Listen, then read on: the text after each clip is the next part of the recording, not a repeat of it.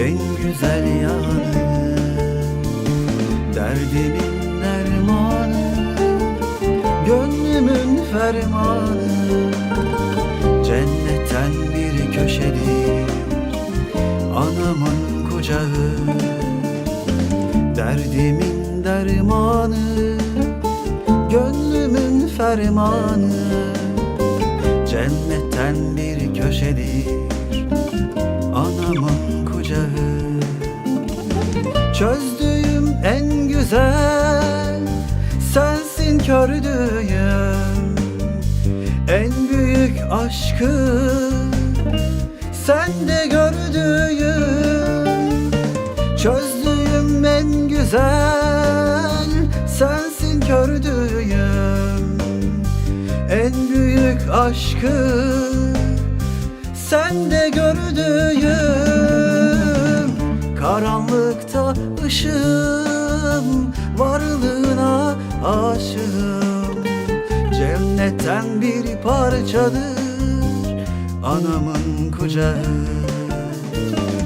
Karanlıkta ışığım, varlığına aşığım. Cennetten bir parçadır anamın kucağı.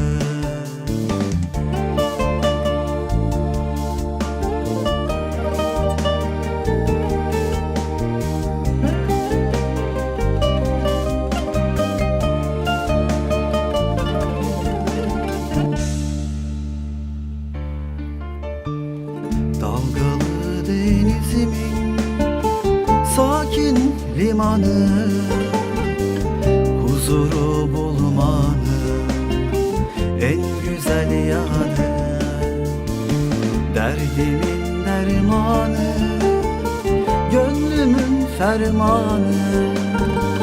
Cennetten bir köşedir anamın kucağı, derdimin dermanı, gönlümün fermanı. Cennetten bir köşedir anamın kucağı. Çözdüğüm en güzel sensin kördüğüm, en büyük aşkı sende gördüğüm.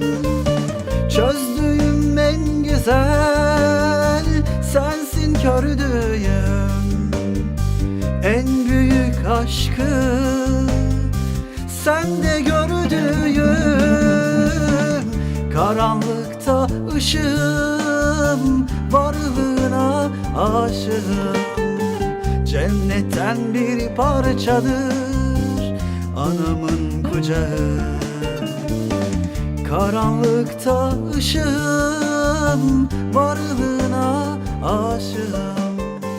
Cennetten bir parçadır